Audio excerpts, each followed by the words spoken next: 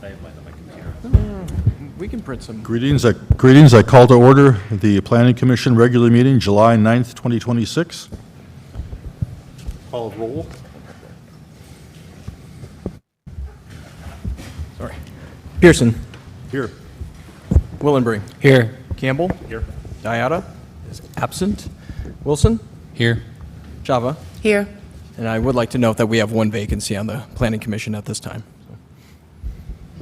Okay, Pledge of Allegiance, please.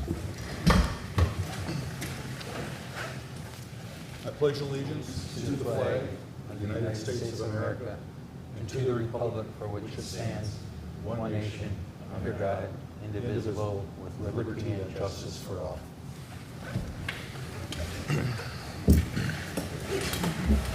Okay, I call for the approval of the agenda. Everyone, So moved. Second. all those in favor? Aye. All those opposed? Motion passes. Approval of the minutes. Anyone have any comments on the minutes that I don't see attached? Oh, Mr. Chair, there are no minutes for this. There are no minutes? No minutes. Okay. Dispense with that and start open forum. Open forum is a time when people in attendance can come forward and speak on any topic that is not on the agenda. So if anyone wishes to come forward to speak, please do. Just to be official, I'll do one more call. If anyone in attendance wishes to come forward to speak on something not on the agenda, please come forward. See none, we'll move on. Old business, continuation of a public hearing, Oakdale Marketplace Planned Unit Development Plan Amendment. Thank you, Chair. So on November 26, 2024, the City Council adopted ordinance number 937, an amendment to the Oakdale Marketplace Planned Unit Development, PUD, allowing commercial and retail, commercial, retail, and residential uses on certain property located within the PUD area. And that area that we're talking about is essentially from Pins all the way to Target, so south of 34th Street and north of the railroad tracks. Also at that meeting back in 2024, the City Council approved Resolution 2024-89, amending the 2000 Oakdale Marketplace PUD plan. So one of those changes redesignated the portion of the property located at the southeast quadrant of 34th Street and Marketplace from retail to restaurant / fast casual dining in connection with a multi-tenant commercial use. And specifically what we're talking about is that vacant site immediately west of McDonald's. So the 2005 PUD agreement pertaining to the Oakdale Marketplace PUD contained a provision by which the city agreed that it would not change the land use regulations relating to the PUD without the property owner's consent. The property owner and the city disagreed over whether that provision was enforceable. The matter went to court, and the trial court ruled in the city's favor. However, it was later reversed by the Court of Appeals. So as a result of the Court of Appeals decision, the PUD plan must be amended so that any retail use allowed in the B1 district and former C2 district would be permitted on the site, again, the vacant site immediately west of McDonald's. So the amendments that you have before you tonight would supersede ordinance number 937 and resolution 2024-89. Now with that, staff recommends approval of the ordinance and resolution for Oakdale Marketplace. And if you recall that the public hearing on June 4th last month was deferred until this meeting. So as such, the commission must continue the public hearing, and happy to answer any questions. Thank you. Thank you. Anyone on the commission have questions for Luke?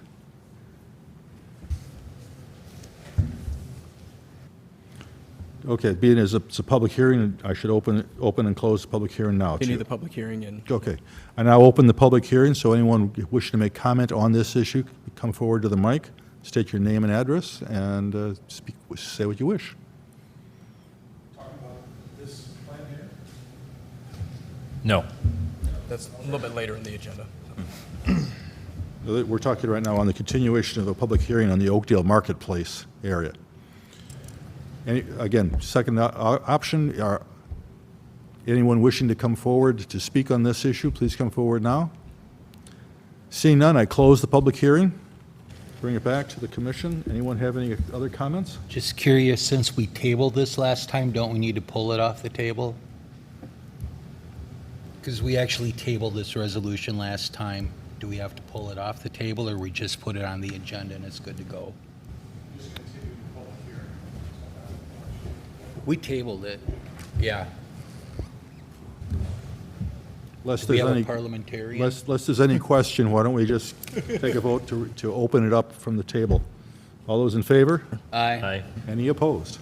Seeing none, it's now on the table again. Thank you.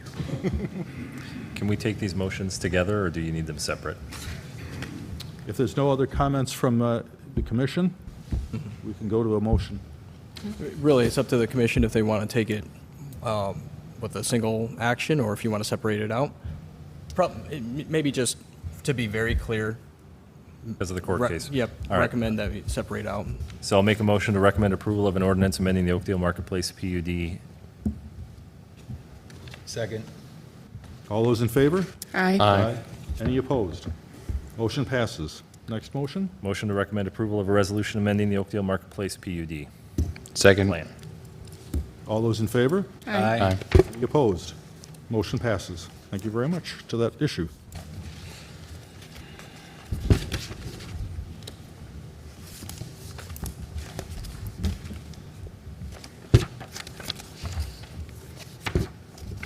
On to the public hearing on Marty, 7582 25th Street North, conditional use permit of an oversized accessory building.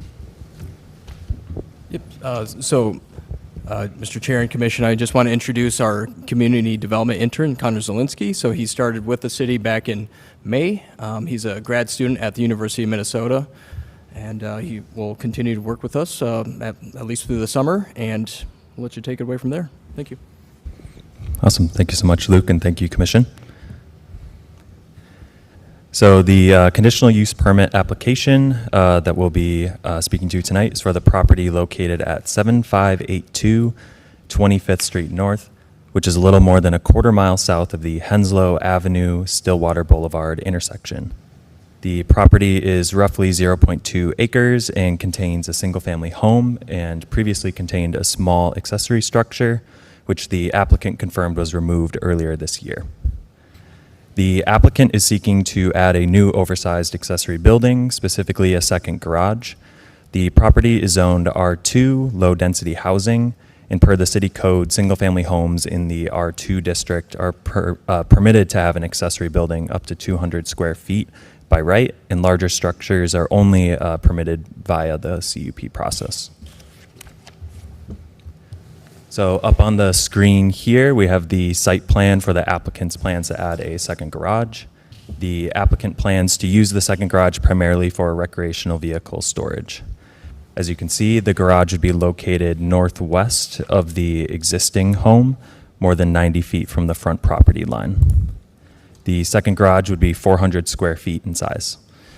Based on this site plan, the building would meet all relevant setback requirements for an accessory building in the R2 district, including the 30-foot requirement from the front lot line and 5 feet from other lot lines. Now on the screen, we have the dimensions for the proposed garage. The garage would be approximately 20 feet by 20 feet. The criteria for conditional use permits requires that oversized accessory buildings be under 1,500 square feet in size. Based on these dimensions, at 400 square feet, this requirement is met. And here we have the elevations for the proposed garage. Based on the elevations, the building would be approximately 12.5 feet tall with a 7-foot tall door. Under the city code, no individual door can exceed 10 feet in height, and the structure itself cannot exceed 25 feet in height. Based on these renderings, these requirements are met. The city code also states that a property owner may not have more than one additional oversized accessory building via the conditional use permit process. This is the applicant's first request, so this requirement is met. Conditional use permits are subject to certain review criteria found in the city's ordinance. Here's a summary of the review criteria that we must use in our evaluation. The conditional use must be in compliance with the comprehensive plan. The conditional use must be compatible with the existing or intended character of the zoning district, shall not generate nuisance effects, and shall not create traffic congestion or parking issues. The use must be adequately served by public services and shall not incur excessive costs for public services and infrastructure. And the use must have minimal impacts to environment and natural features. Oversized accessory buildings are also subject to specific review criteria, that being that the lot cannot be further subdivided with the building on site, no pole barn building construction can be used, no doors exceeding 10 feet in height, no commercial or industrial uses can occur within the structure. The structure may not exceed 1,500 square feet in size and not exceed 25 feet in height. The parcel must not have more than one additional private garage or accessory building exceeding 200 square feet in size. Staff finds that the conditional use permit review criteria of the ordinance has been satisfied as detailed in the staff report on file, and staff recommends approval of the request subject to the following conditions. The applicant shall obtain a building permit. The structure shall be set back at least 5 feet from rear and side property lines and kept out of easements. The structure shall not exceed 400 square feet and shall not exceed 25 feet in height. The structure shall not be used as a dwelling unit. Garage doors shall not exceed 10 feet in height, and no commercial activities shall occur within the structure. As a reminder, this is a public hearing and the applicants may be here with us in attendance this evening. With that, I'd be happy to answer any questions that the commission has. Thank you. Commissioners, any questions before we open public hearing? No. Seeing none, does the applicant have any statements to make before the public hearing? Seeing none, I now open the public hearing on the Marty 7582 25th Street North conditional use permit for an oversized accessory building. Anyone wishing to make comment on this, please step forward. Seeing none, I'll ask it once more. If anyone who wishes to come forward to make comment on this issue, please come forward now. Seeing none, I close the public hearing. Bring it back to the commission. Any final thoughts? Then I look for a motion to recommend approval of the conditional use permit for an oversized accessory building at 7582 25th Street North. So moved. Second. Seeing a motion and second, all those in favor? Aye. Any opposed? Motion passes. Thank you very much. Next is a public hearing on 94 Exchange, 7049 4th Street North, comprehensive plan amendment and a preliminary plat and site plan. Thank you, Chair. So the location of this request, it's at the northwest quadrant of Interstates 94 and 694. It's also adjacent to the Apostolic Bible Institute. The Gold Line route also runs along the site, Hadley and 4th Street.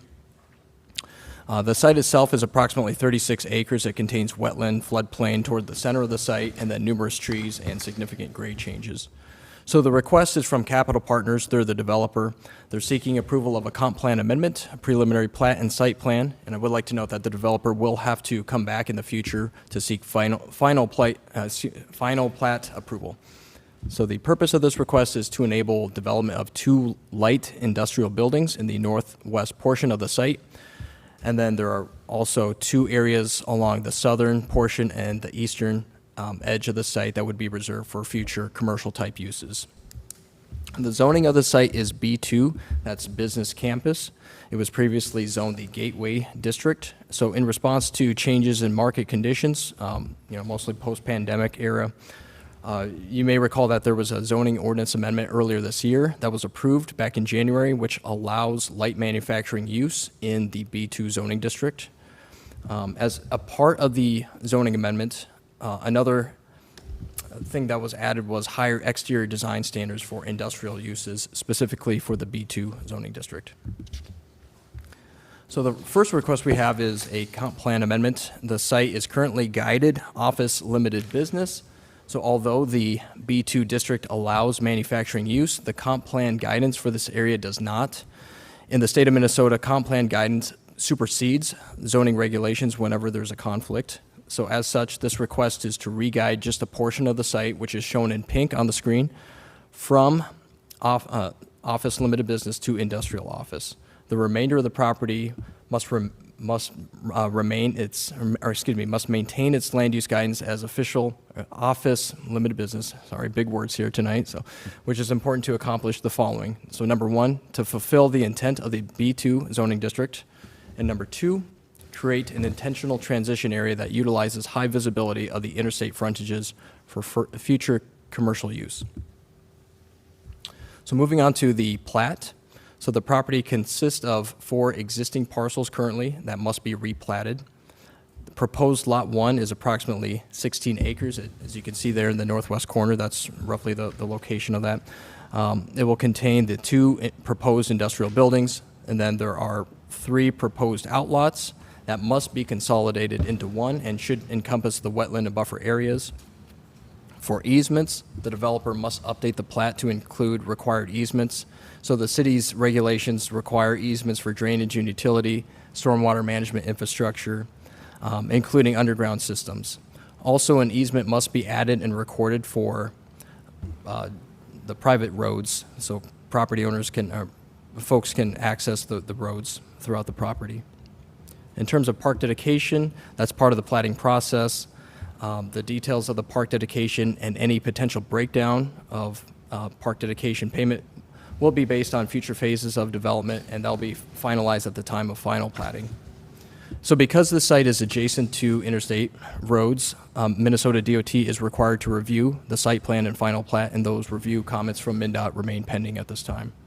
Any questions about the plat or the comp plan amendment before I move on to the site plan? Just one quick one. Yep. Why are we combining the 3 outlots? Yep, so good question. There's a couple reasons, Commissioner. So technically the parcel that's the outlot, I can't get my pointer to work here. There we go, sorry. So this outlot technically does not meet code requirements. It needs practical frontage. Yes, it does front the interstate, but you need access off Hadley Avenue. And really the intent with the multiple outlots at this point is just to prep them for future development. The city would prefer to just plat all of those outlots or plat them as one and go through that exercise As at they time. come in. Exactly, yep. Additional questions?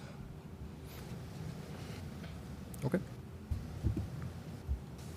So moving on to the site plan, the developer commissioned a traffic review for the proposed use. The recommendations from the traffic review memo include the following: just modifying striping along Helmo Avenue to delineate the ability to utilize the existing bus lane for a right turn lane over here. Modifying the traffic signal and roadway infrastructure at the intersection of 4th Street and Hale Avenue, which is where my cursor is there. And number 3, review vehicle maneuverability and multimodal infrastructure for safety and efficiency. One of the conditions of approval that you'll see in a moment in the resolutions is that the developer must cover the cost for traffic signal improvements at the intersection of 4th Street and Hale Avenue. So the civil plans also show sidewalks throughout Lot 1, providing pedestrian circulation between the 2 industrial buildings and also a connection to Hadley Avenue over here. Another condition of approval that we have in the resolutions is that the developer must cover the cost for pedestrian improvements at the intersection of 4th Street and Hale Avenue, again, at the intersection there. For parking, 192 parking spaces are provided for the 2 industrial buildings, which meets the minimum code requirements. There is also proof of parking, which involves setting aside area for future parking spaces and building them only if needed. That is shown for 26 additional parking spaces along the buildings. Given the size of the development, on-site stormwater management provisions must be provided. So there is a proposed basin along the east side of Hadley Avenue, and then there's also an underground system in between the 2 industrial buildings. So here's just another look at the site plan. This happens to provide a little bit more illustration. There is a significant amount of wetland, as I mentioned, towards the center of the site. So impacts to small portions of the wetland and associated mitigation are proposed to accommodate the development. The developer would have to work with the watershed district on any wetland impacts and mitigation.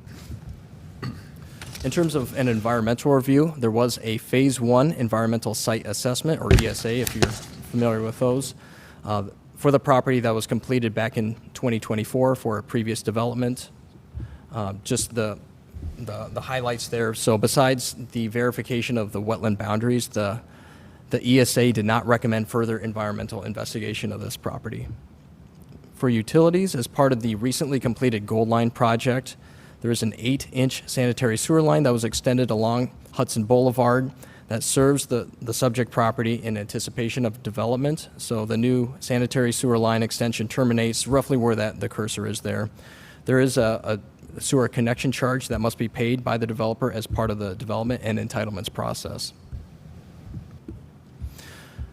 Moving on to the landscaping and tree preservation elements of this request. So the developer did provide a tree preservation plan. So under the zoning ordinance, 25% of significant trees, which is a well-defined term in our zoning code, those can be removed without prompting tree replacement requirements. Based on the developer's tree mitigation data, a little over 2,000 inches of tree replacement must be covered by a fee in lieu.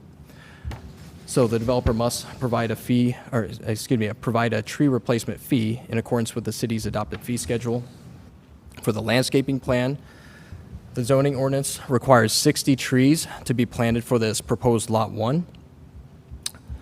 The applicant's landscaping plan shows 80 trees will be planted, which satisfies the requirement. So in addition, other elements of landscaping requirements have been met, including the number of overstory trees along the boulevard, minimum plant size, and species types.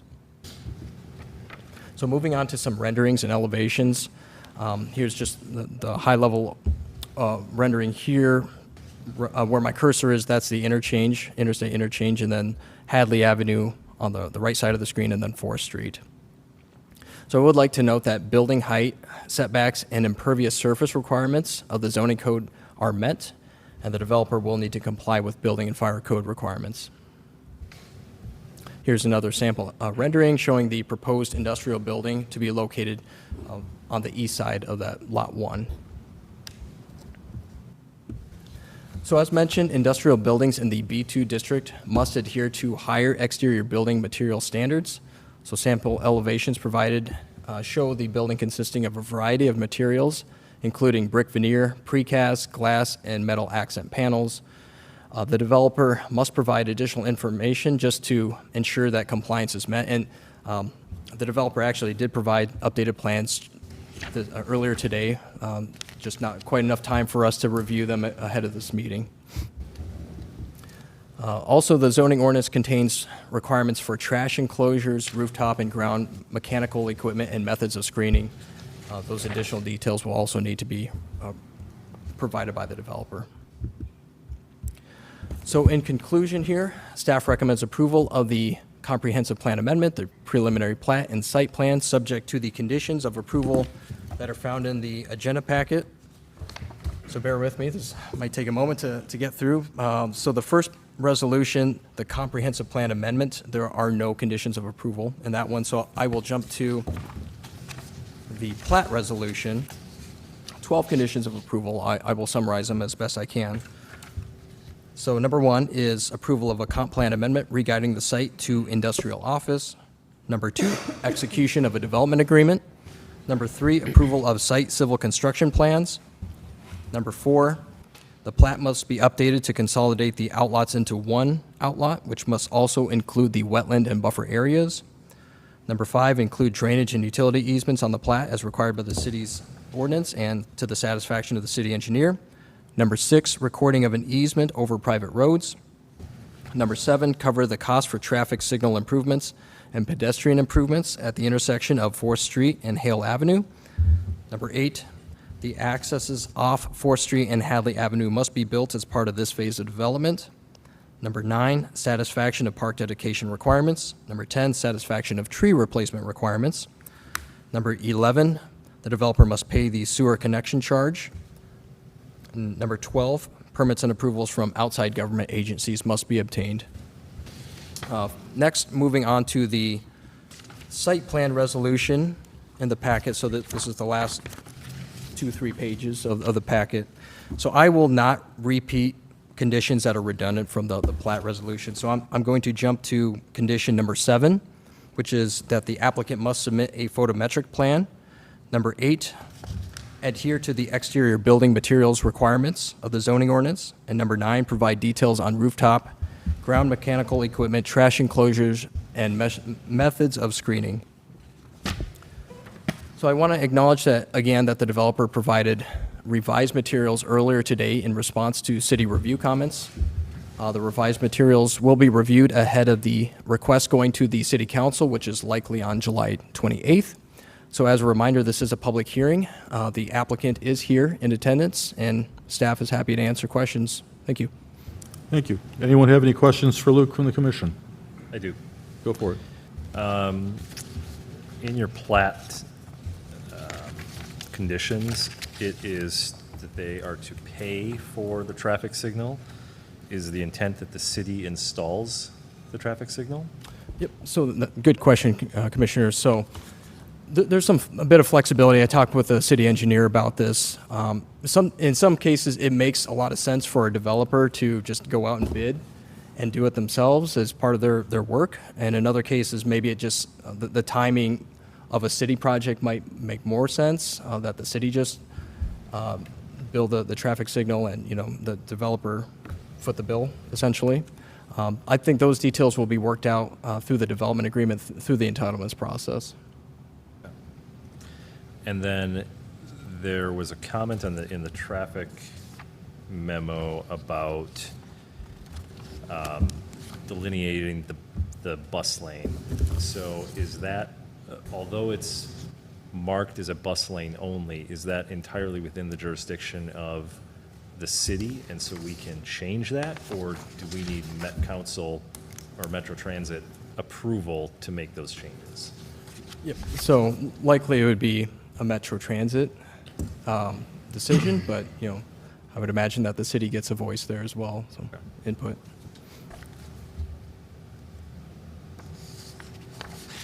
For right now. Anyone else have any questions for Luke? This is basically for my own personal information. I don't know if I've seen this before, I might have missed it, but on the tree mitigation, you've got it listed in inches. Is that new, or have I missed that in the past? Yep, Commissioner, so we cleaned that up quite a bit, the tree mitigation elements, but that's been. It has. So. Tree replacement, tree preservation, those elements have been in the zoning code for a long time, though. So. I just don't remember seeing it in inches, so. Well, in a lot of developments, we're not seeing this level of, or this acreage, really, and this amount of trees on a property. We're probably, since Willowbrook, we haven't seen this kind of scale of development. Now, does that tree mitigation money, does that actually go to replace trees somewhere else in the city, or does it go into the general fund? Mm-hmm. So, no, that's a very good question. I honestly don't know off the top of my head. In the past, we have used that money for, tree replacement. Funds have been used for planting trees in city parks, for example, so.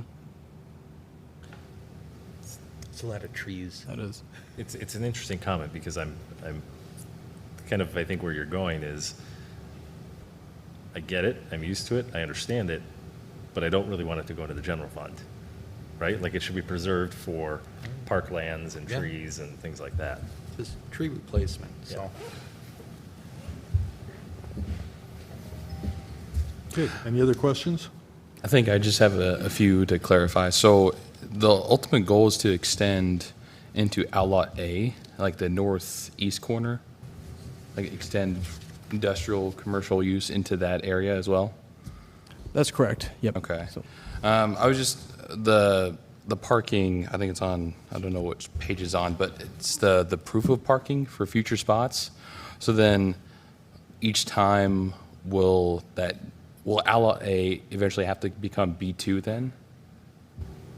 Or I guess the other ways of phrasing it is, why not just make the whole area, like, rezone it as B2? mm-hmm. Well, technically, the entire site is Zone B2. I think the important thing is maintaining the future land use guidance along the areas that are not being developed but have really good frontage along the interstates. retain those areas for future commercial use as opposed to industrial use, where there's a lot more, high visibility. You got, thousands of cars traveling along the interstates and seeing those sites. Okay. Any more? Seeing none, I'll offer for the developer or the applicant to come forward if they wish at this time.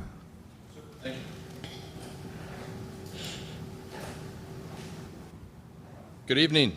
I don't know if this is working or not. I'm Peter Mork, founder and owner of Capital Partners, and this is Joe Raddick, who is head of our industrial development.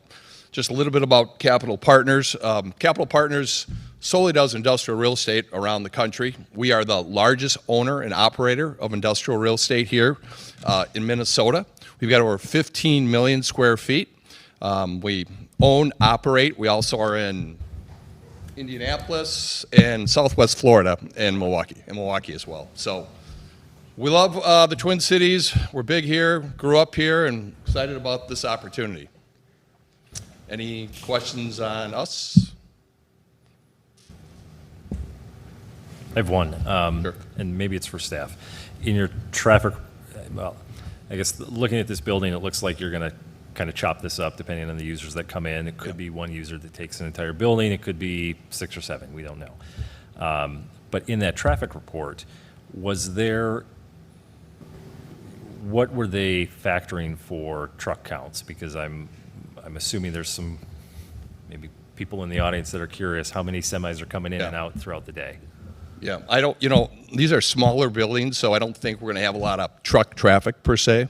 But did you get a count on it all? I don't have the exact count, but what I can say is that we based our traffic analysis off of the previous traffic study that was completed by SEH for the bus line, and they assumed that this site would be developed into all office, commercial office space, and our proposed use has much less traffic than what was assumed in that traffic study, and so they designed Hadley and Forth for a higher intensive use than what we're proposing.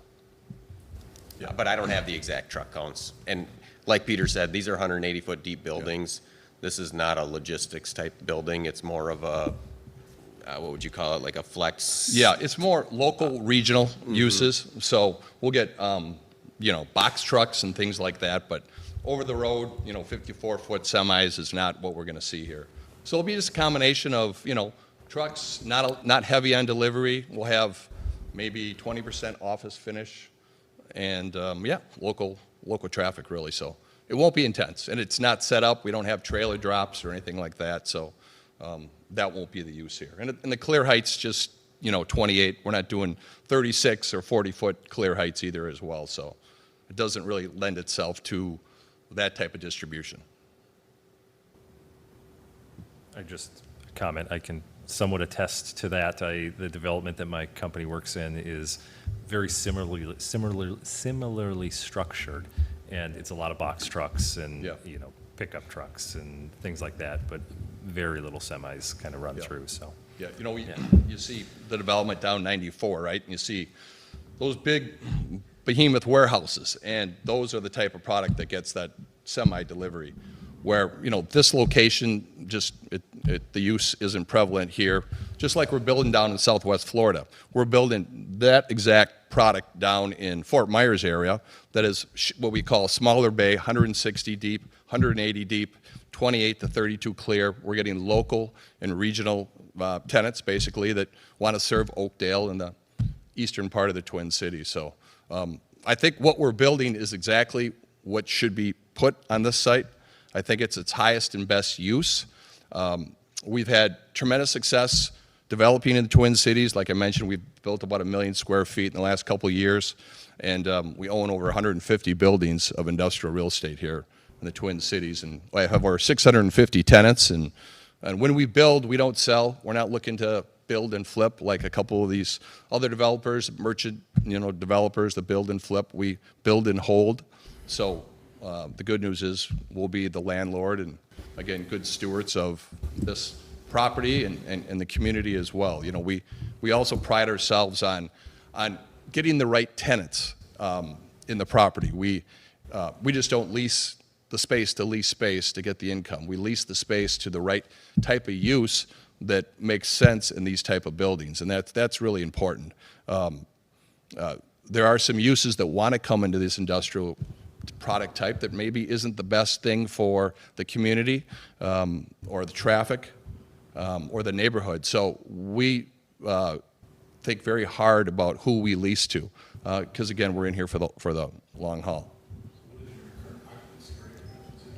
Yeah, we've got, like I mentioned, 15 million square feet here in the Twin Cities. We're at about 93% occupied. It's a strong market. Industrial real estate's very strong. That's why you see the speculative development going on in the Twin Cities. Everything down 94 was speculative built. You see a lot in Eagan. This would be a speculative development as well. And the market ebbs and flows. Right now with occupancy, our portfolio's at, like I said, 95%. The market vacancy rate's about between 5 and 6%. So that's a very healthy market, and that's what you see, new speculative construction. But it's also difficult to make it work because you have the cost of debt is expensive. Interest rates are going up. The cost of materials and construction is going up. So it's not easy to do, and that's why you don't see a lot of new development going on, spec construction.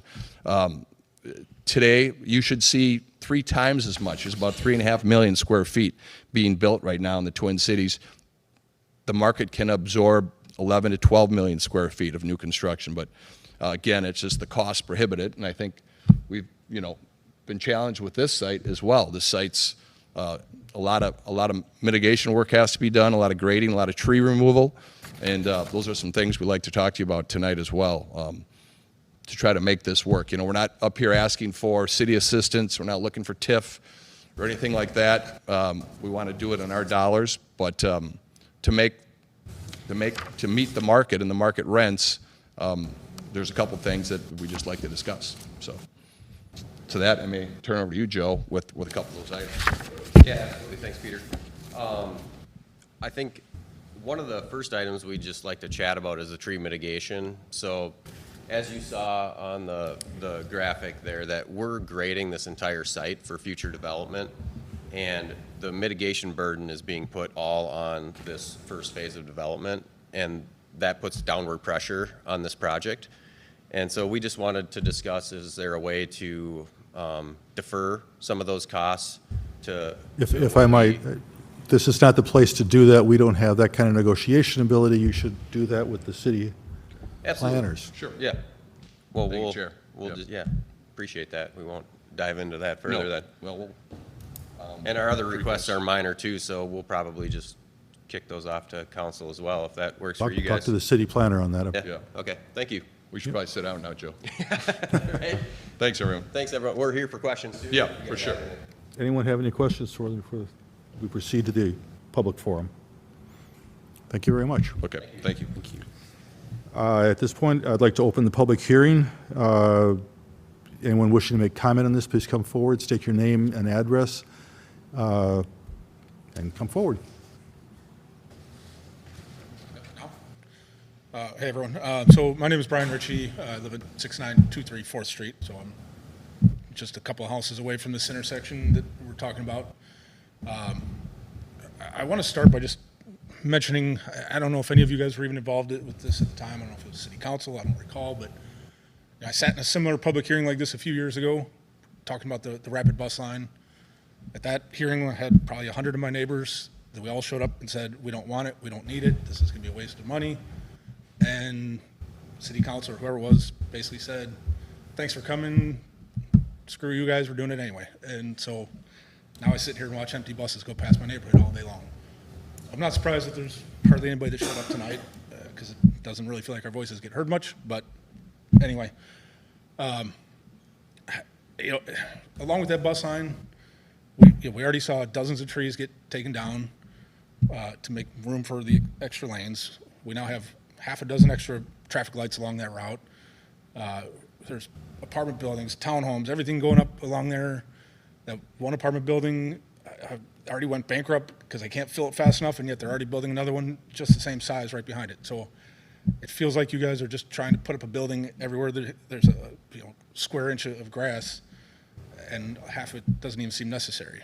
The industrial building that we're talking about, you guys mentioned, there's a bunch of them along 94 in Woodbury that I think are still vacant. We've got vacant buildings right across 4th Street in those industrial parks.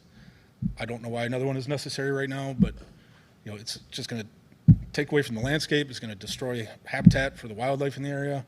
It's going to make the noise from the highway that much worse. And frankly, I think a lot of my neighbors would agree that it's not something that we want. And, it's just going to ruin the neighborhood a little, even more than what we're already seeing nowadays. And I don't know. It's a lot of change in a short amount of time, and I think people are kind of, we're getting weary of it. So that's my 2 cents. That's all. Thank you. Thank you. Thank you. Anyone else wish to come forward to make comment on this issue? Offer one more opportunity. Anyone wish to come forward to speak on this before I close the public hearing? Seeing none, I close the public hearing, bring it back to the commission. Does anyone have any further comments? I have a question for the developer. In terms of noise, what impact will the building of this construction have on the residential area that's closest to there, and how long do you think it will be for? Like, what does that analysis look like? Yeah. Please come up to the podium. Thank you. We did speak to that a little bit in our narrative, and we did look at it, and basically we're looking to start construction this fall with grading construction. We anticipate 2 to 3 months of grading construction this fall, and then in the spring we would start vertical construction. We think the buildings will be complete in about 7 months, and with construction there's inherent noise, right? I mean, you can't hide it, but we will meet all noise standards. We won't be in excess of any MPCA noise standards out there during construction. And then once the buildings are done, there is no noise. It's just a quiet office industrial building. We don't have the distribution traffic like Peter spoke about earlier. This is going to be smaller bay, box truck, pickup trucks, occasional semi, but it's not a long-term noise. Of course, there's some noise during construction, but it will meet noise standards, and it's not a long-term situation. What about all the extra noise for the interchange of the highway?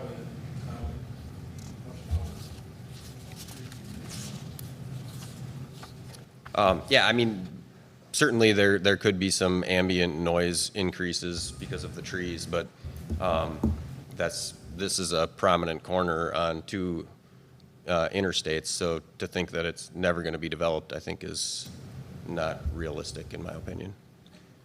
I'd just like to add that the 2 buildings, the truck courts face each other, so any truck traffic, the walls of the back of the 2 warehouses will help basically be sound deadening for the truck traffic. In front of the buildings, you're just going to have cars, right? Just they're going to be adjacent to the street, so that's not going to increase the noise. And then the truck traffic, which is why we build these buildings back to back, so that anything, noise, whatever, is basically encapsulated back there. That's a great point, Peter, because most of the trees are focused on the south portion of this site, and these 2 buildings are going into the open area of the site. And these 2 buildings will probably actually act as a sound barrier to traffic on 694. Mr. Chair, if I can add something to that. So my day job, I'm a real estate developer as well, and we often work with noise consultants because the use that I have is perceived as loud. The consultant that we work with tells me all the time, people hear with their eyes, right? They see these trees and they think, oh, these trees are doing this great job of buffering the noise. They don't. Landscape does a very poor job of buffering noise from loud sources. And I've not seen your noise study. If you've done a noise study, I don't know anything about this, but it is very likely that these 2 buildings will probably provide a better noise buffer than the small pocket of trees that are there today. I can't guarantee it. I'm not saying that. I'm just, in my experience, that would be not unreasonable. And that's fair.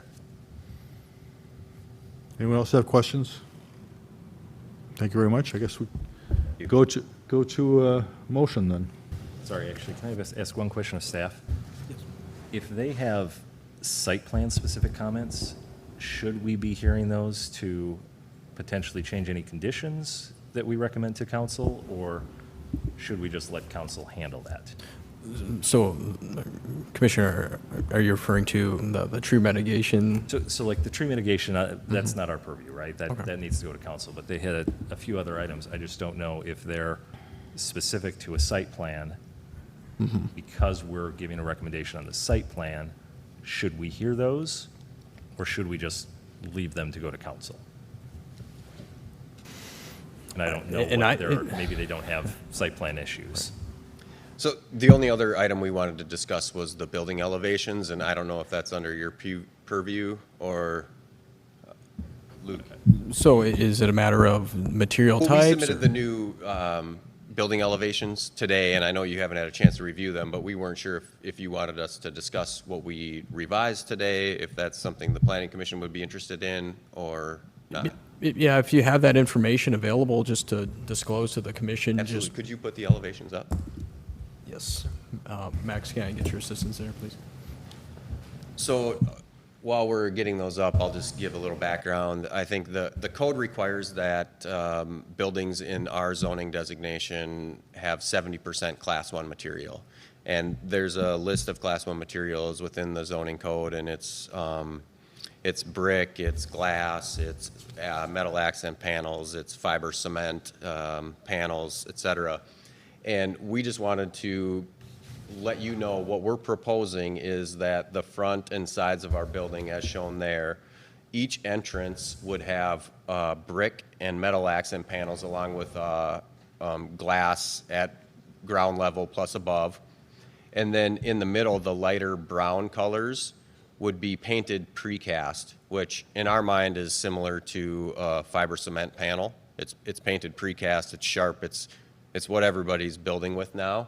But those were the discussions we wanted to have just to make sure that the elevations we're presenting are acceptable to the city.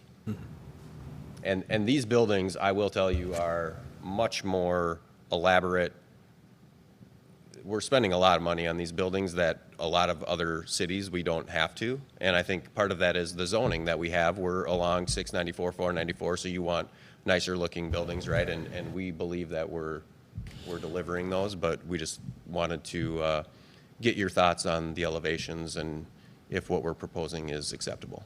We basically just built the same product off of 169, 610 up in Brooklyn Park, facing 169, and it was beautiful buildings, and they've been well received, so it's kind of a similar product type that we're imagining here as well.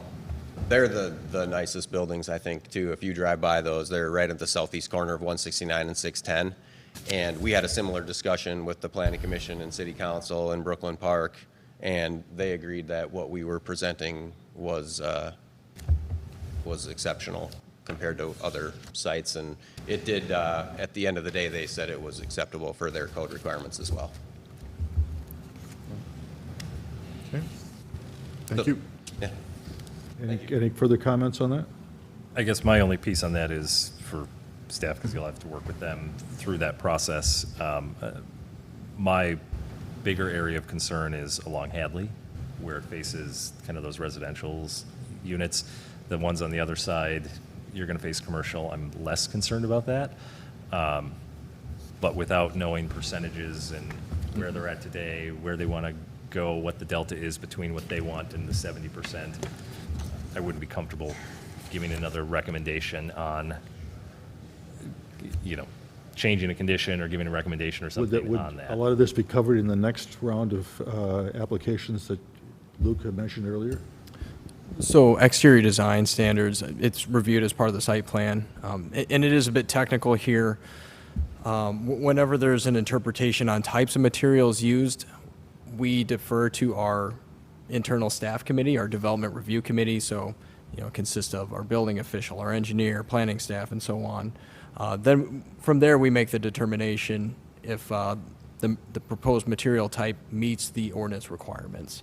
And, with a lot of proposals, we do actually make that a condition of approval, so it's, not something that necessarily needs to be decided here tonight or even by council, if the commission is okay with that.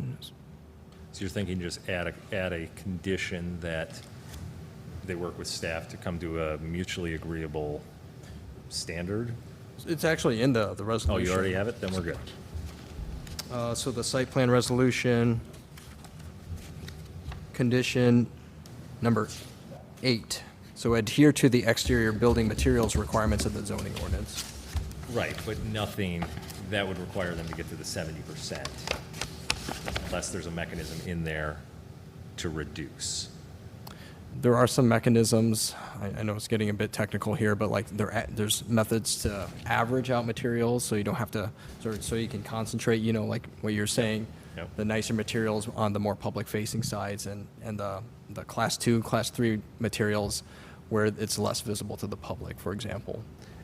And do we delineate, because they've got this truck bay in the middle, do we delineate that something like that doesn't require the 70% Class 1? Or would they need four-sided Class 1? With the averaging that's allowed under the code, they could potentially, you know, concentrate more of those Class 2, Class 3 materials in between in the truck loading areas. So May I that's- jump in? Hold on. Okay. So that's where I get concerned is, I'm going your direction, so that's why I say, just give me a second. Where I get concerned is if we didn't give them a reduction on the backside, they've got to have 70%, right? That facade is the same surface area as the one along Hadley. So even if they raised Hadley up to 100% and the two sides to 100%, you're still at 40 or 50% of Class 1 materials along a bunch of dock doors and a truck alley, which doesn't make sense to me. There's no benefit to us as a community. There's no benefit to residents or, you know, anybody around there. And so I think there's some validity in the ask to reduce. I don't know that we have enough information to do that. At this time. And I don't know if we can put some mechanism in here to make that okay. Without kicking this out a month to discuss, which I don't Well, that's know why I they- was I know wondering they if don't this want was, to do. if this was part of what the follow-on application for the building site would be coming with that kind of a level of detail. So this request will go to the city council, if that's, you know, any reassurance that, you know, we will get this resolved before the city council in terms of the material types, the averaging, the types of materials. And then if for some reason it's still not worked out, there's always the option to essentially punt and leverage or rely on this condition of approval, you know, rely on staff to make sure that the ordinance is meant through any design proposals that the developer has.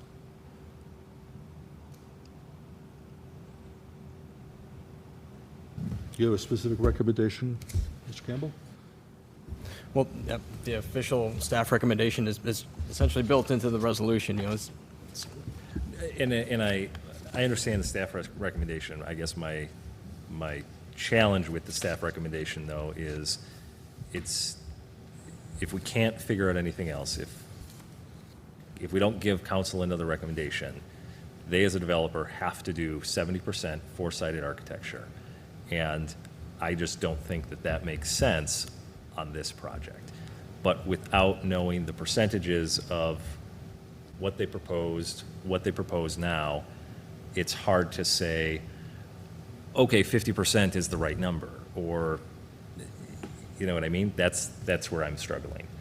I think there's maybe two ways to go about this, and we don't like that condition either, because then we'd like direction from you and the city council, not necessarily staff, just so that everybody knows what we're doing. And I think the two ways we could look at it is painted precast a Class 1 material, because fiber cement panel is a Class 1 material. So can we say if fiber cement panel is Class 1, then painted precast is Class 1? That would be our hope. We're not going to take away any more brick or glass. Like, what we're presenting is what we intend to build, but that would get us over the hump, right? That would relieve that issue along the dock wall. The other option is to say, well, let's look at the three-sided architecture and meet the 70% Class 1 material on the three sides of architecture, and then say maybe painted precast is not a Class 1 material. I think those are kind of two ways we're thinking about it, and I'd maybe turn it back to you to say what's more comfortable for you. But we would like a little bit of direction that you could pass along to council, that we could talk to council with tonight if possible, because we're on a timeline. We want to get started on grading, you know, and get going. Yeah, I wouldn't be, I don't know about the rest of you, I would not be comfortable saying precast, painted precast is a Class 1 material. I think that just sends us down a slippery slope throughout other development that we don't want to get into.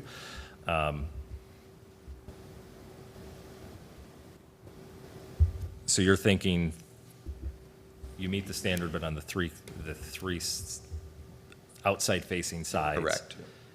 And then the interior truck aisle is mutually agreed on between staff and developer? Or Doesn't have is to- what it is, which is painted precast. We can't have brick or metal panels along our dock walls because they're just going to get destroyed. Yeah, it doesn't So make it sense. has to be precast. And whether that's exposed aggregate or painted precast, it just, practically speaking, it cannot be a Class 1 material. I guess what we're looking at is, if you're anxious for this, is to just draft some kind of a recommendation to the city council to consider fleshing this out more at this point, because we can't change the code within our body. No, but we can give a recommendation. a condition recommendation, Yes. which is where I'm trying to get to. So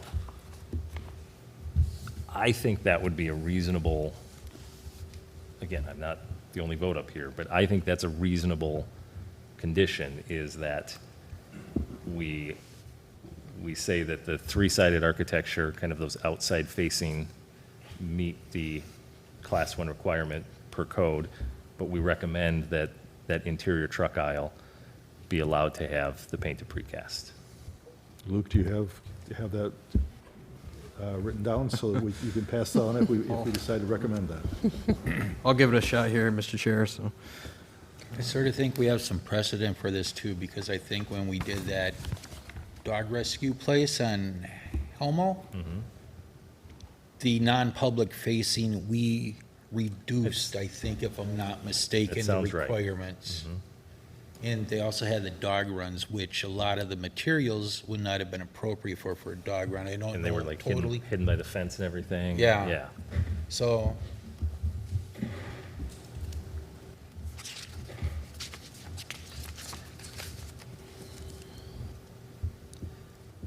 Okay. Well, I can make a motion on it. If there's no other comments up here, I can take a crack at getting through these. For the three motions, or for your suggested Yeah, recommendation? no, I'll do the three motions, and then I'll just amend mine, if you're open to taking a I'm motion. open to taking that. All right.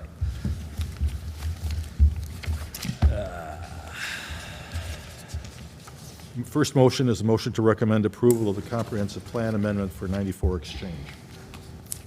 I will make that motion. second. All those in favor? Aye. Aye. Any opposed? Next motion is to recommend the approval of the preliminary plat for 94 Exchange. I will make that motion. Second. All those in favor? Aye. Any opposed? Motion to recommend approval of the site plan for 94 Exchange, and I think this is where your amendment comes in. Correct. So I will make that motion with one caveat. I would like to change condition 8 to say that adhere to the exterior building material requirements of the zoning ordinance on the three sides facing outward, and the internal truck lane can be painted precast. Okay, the only issue I've got is I want to hear from Luke that he's got that written down to be passed on. So I think I captured it, but I'll repeat here just, so, condition number 8 for the site plan resolution, adhere to the exterior building materials requirements of the zoning code on the three sides facing outward, And the internal truck faces may consist of Painted precast. painted precast. That's my Okay, motion. with that addition to the motion, is there somebody wish to push forward the motion? So moved. Any second? I'll second that Second. motion then. All those in favor? Aye. Any opposed? Motion passes. Thank you very much.